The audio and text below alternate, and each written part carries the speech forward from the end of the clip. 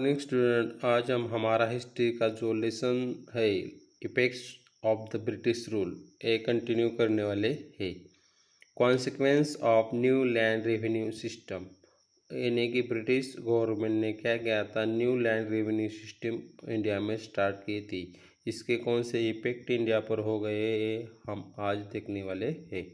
तो देखो, there were undesirable effects of new land revenue system on the rural life, यानी कि India का जो रूरल लाइफ है, इस रूरल लाइफ में इतने सारे भयानक बैड इफेक्ट हो गए हैं इस लैंड रेवेन्यू सिस्टम के। For payment of taxes, Indian farmer started selling the crops of whatever prices it received it. ये टैक्स पे करने के लिए और ये क्या कर रहे हैं इंडियन फार्मर, जो भी प्राइस आता है, जो भी प्राइस मिल रहा है, उस प्राइस को ये अपनी लैंड बेच रहे, सॉरी क्रॉप्स बेच रहे, यानी कि वो उसमें बेनिफिट नहीं ढूंढ रहे, क्योंकि उनको क्या करना है, टैक्स पे करना है। इसी वजह से वो कौन सा भी प्राइस आए तो वो अपनी क्रॉप्स बेच रहे हैं, इसमें उसमें बहुत सारा लॉस हो रहा है। The merchant and broker started purchasing their goods at minimum rate, और इसी का फ़ायदा उठाकर जो मर्चेंट्स है और ब्रोकर्स है वो मिनिमम रेट को उनके जो क्रॉप्स है वो खरीद रहे हैं। At certain times the farmer had to mortgage his lands to the money lender और arrangement of the monies to pay the tax, और टैक्स पे करने के लिए कभी कभी रुपए की मैनेजमेंट नहीं हुआ, अगर तो वो क्या कर रहे हैं, अपनी जो लैंड है वो मॉर्गेज कर रहे हैं, यानी कि मॉर्गेज यानी गहाण रखना, यानी कि वो मनी लेंडर और जो साहूकार होते हैं ना, उनके पास वो अपनी लैंड गिरवी रख रहे हैं। इससे बहुत सारा उनको प्रॉब्लम क्रिएट होता है।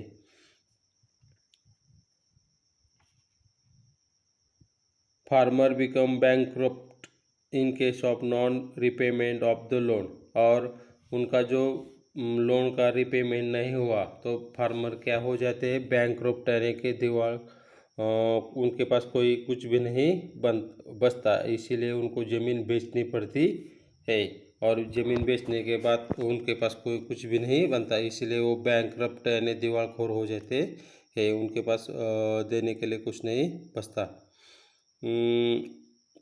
इन case of non repayment of loan the farmer had to sell his land, और लोन का रिपेमेंट नहीं किया तो उनको अपनी ज़मीन बेचनी पड़ती है। The farmer was exploited by the government, zamindar, money lender and merchant, और ये जो फार्मर है उनका वो जो ज़मींदार, मनी लेंडर और मर्चेंट है वो एक्सपोल्ट कर रहे थे, उनको बहुत पीड़न कर रहे हैं, और इसी पीड़न से वो बहुत त्रस्त हो गए हैं। देखो new point, commercialisation of agriculture. Agriculture का कमर्शलाइजेशन कैसे हुआ, देखो, initially food grains were cultivated by farmers, और जो इनिशियली यानी स्टार्टिंग को क्या होता है कि फार्मर फूड ग्रेन्स का अपनी खेती में कल्टिवेट कर रहे हैं, लागवड़ कर रहे हैं, लेकिन उसके बाद न्यू ब्रिटिश ने पॉलिसी स्टार्ट कर दी थी। It use to fulfil their domestic needs as well as the needs of the village, और ये जो फूड ग्रेन्स के वो कल्टिवेशन करती थी, इसी वजह से उनकी जो डोमेस्टिक नीड्स थी वो अपने पूरी हो जाती थी, और जो विलेज सेल्फ सफिशिएंट होता था। The British government started giving more encouragement to cash crops like cotton, indigo, tobacco, T etc, और लेकिन उन्होंने ब्रिटिश ने क्या किया उनके मन में, और उनको ऐसा कंपलसरी कर दिया है कि आपको कैश क्रॉप्स लेने होंगे। उसमें कौन कौन से आते हैं, देखो, कॉटन आता है, इंडिगो यानी नील होता है, टोबैको तंबाकू, टी, एक कैश क्रॉप्स ले लो, ऐसा उन्होंने कहा है। The process of giving trace on cultivation of the profit giving cash crops instead of food grains is known as the commercialization of agriculture। और इसी वजह से फूड ग्रेन्स के बदले कैश क्रॉप्स लेना यही कमर्शलाइजेशन ऑफ एग्रीकल्चर है। बाद में उनको बहुत सारा नुकसान लेना पड़ता था, उठाना पड़ता था। देखो नेक्स्ट पॉइंट, फैमिन यानी दुष्काल। From 1860 to 1919 India faced great famine, but the British ruler did not take much efforts to overcome it। यानी 1960 से लेके 19 ये जो 14 ईयर का जो पीरियड है उसमें बहुत बड़ा फैमिन इंडिया में पड़ गया था, लेकिन ब्रिटिश तब भी वो अपना टैक्स वसूली में वो कोई हिचकिच नहीं करते थे। Similarly not much expenditure was made on provision of water supply. और उन्होंने वाटर सप्लाई पर भी कोई ऐसा बड़ा खर्च नहीं किया था। Development in transport and communication system. Development in transport and communication system. देखो आगे, for increase in trade and convenience of administration, the British developed modern facility like transport and communication in India। यानी कि India British को India में trade करने के लिए और अदर फैसिलिटीज़ के लिए एडमिनिस्ट्रेशन के लिए उन्होंने इंडिया में transport and communication system start कर दी है। In 1853 first railway ran on the route of Mumbai to Thane. और 1853 में फर्स्ट इंडिया में रेल चलने लगी 1853 में Mumbai to Thane. In the same year British started telegraph system in India. और उसी साल इंडिया में ब्रिटिश ने टेलीग्राफ सिस्टम स्टार्ट किया। Due to it all cities and military stations got connected to one another. इसी वजह से जो उनकी जो सिटीज़ थी, ऑल सिटीज़ और मिलिट्री स्टेशन वो एक दूसरे से कनेक्ट हो गए। Similarly the British also started the postal system. और ऐसे ही उन्होंने ब्रिटिश ने क्या किया था, पोस्टल सिस्टम स्टार्ट किया था। ये देखो मुंबई ठाणे रेलवे कैसी किस तरह से वो चल रही है। Due to all this developments there was a long term impact on the social life of the Indians. और इसी वजह से ये जो लॉन्ग टर्म जो प्रोसेस है, इसी वजह से इंडियन की लोगों को जो सोशल लाइफ है इस पर बहुत सारा डिफरेंस इम्पैक्ट हो गया है। Due to this there was increasing sense of unity among them. और उनके मन में एक यूनिटी की मोटिवेशन क्रिएट होने लगा और वो उनके मन में यूनिटी जागृत होने लगी थी। देखो next point, decline of traditional industries in India. और जो पुरानी इंडस्ट्रीज़ है वो इंडिया में किस तरह से क्लोजिंग हो रही है वो देखो। The British government obtain huge taxes on goods export from Indian to England. और जो ब्रिटिश गवर्नमेंट क्या कर रहे थे, बहुत ज़्यादा टैक्स वो लगाते हैं जब कोई चीज़ गुड्स एक्सपोर्ट करते हैं वो तो। और उसके खिलाफ देखो, on the other hand very less tax was imposed on goods import from England to India. और इंग्लैंड से जो मटेरियल इंडिया में आता है तो उसको कम टैक्स, और इंडिया में से जो बाहर इंग्लैंड को जाता है उसको ज़्यादा टैक्स वो लगाते हैं। Also the goods manufactured in England were machines made, and hence there was maximum production of minimum cost।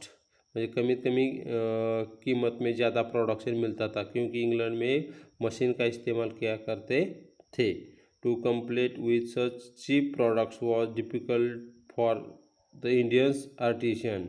जो इंडियन जो आर्टिशन है, कामगार, वो इंडियन प्रोडक्ट बनाते थे, इसीलिए वो बहुत ही चीप रहता था, सस्ता रहता है। और इसी वजह से वो उनको टैक्स ज़्यादा लगाते हैं। Eventually it lead to closing down of traditional industries and many artisan become unemployed, और इसी वजह से उनको ये इंडस्ट्रीज बंद करना पड़ता है, और इसी वजह से वो जो आर्टिशियन रहता है, कारागिर कामगार, वो अनएम्प्लॉयड हो जाते हैं। देखो next point, development of new industries in India. Development of new industries in India due to the lack of British supports, experience of management and capital, the Indian businessmen could not come forward in large numbers। यानी कि किस तरह से development हुई India में, देखो development of new industries in India, British का support न होने से और कोई एक्सपीरियंस नहीं है और भांडवल भी नहीं है, इसी वजह से इंडियन बिजनेसमैन कभी आगे नहीं आते थे। लेकिन कुछ बदलाव आने लगने स्टार्ट हो रहे हैं। Yet some of the built of their business by overcoming this problem. लेकिन कुछ ऐसे बिजनेसमैन हैं, उन्होंने ये सब प्रॉब्लम सॉल्व करके अपना न्यू क्या किया था, बिजनेस स्टार्ट किया था। In 1853 Cowasji Nanabhai Davar started the first textile mill in Mumbai. ये है ना, उन्होंने 1853 में मुंबई में टेक्सटाइल स्टार्ट की है, first textile mill in Mumbai. In 1855 the first jute mill was started at Rishra in Bengal. बाद में 1855 में ये जो रिसरा इन बंगाल है, उधर उन्होंने सेकंड जूट मिल स्टार्ट कर दी है। In 1907 Jamshedji Tata establish the Tata Iron and Steel Company at Jamshedpur, और बाद में 1907 में जमशेदपुर में उन्होंने Tata Iron and Steel industry का निर्माण कर दिया है। In India coal, metal, sugar, cement and chemical industry came to be started. बाद में इंडिया में सीमेंट इंडस्ट्री आ गई, कोलसा, मेटल, धातु वगैरह, शुगर इंडस्ट्री, ये सब इंडस्ट्रीज इंडिया में स्टार्टेड हो गई है। सोशल एंड कल्चरल इफेक्ट्स, अब सोशल और कल्चरल इफेक्ट किस तरह से हो गए हैं। In the 19th century Europe new era took shape on basis of values like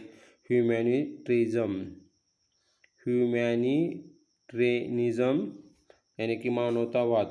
ये न्यू पॉलिसीज़ ब्रिटिश में न्यू इरा में कुछ बदलाव आने लगे, उसके कुछ वैल्यूज़ है, डेमोक्रेसी, नेशनलिज्म, लिबरलाइजेशन ईटीसी। यानी ये जो है डेमोक्रेसी यानी लोकशाही, नेशनलिज्म यानी राष्ट्रीयवाद, उधर लिबरलिज्म म्हणजे स्वतंत्रवाद, ये जो है ना, इसी वजह से उनके कुछ वैल्यूज़ ये बहुत इम्पोर्टेंट है बदलाव करने के लिए।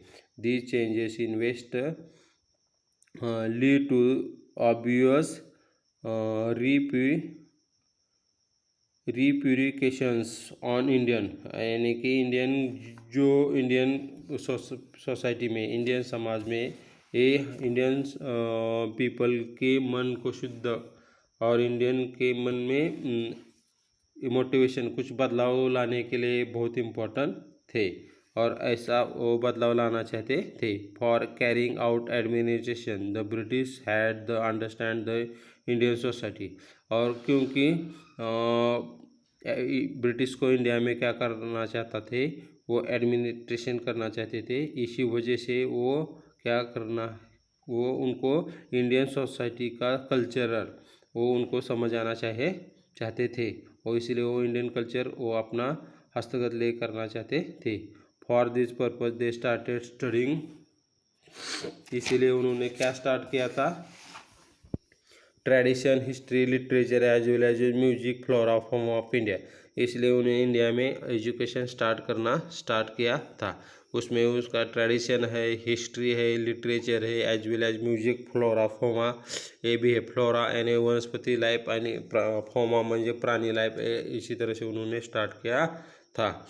इन 1784 sir William Jones an English officer establish the Asiatic Society of Bengal at Kolkata, और इसीलिए उन्होंने जो 1784 में सर विलियम जॉन्स उन्होंने क्या किया था, ये इंग्लिश ऑफिसर है, उन्होंने एशियाटिक सोसाइटी बंगाल में स्टार्ट की थी, कोलकाता।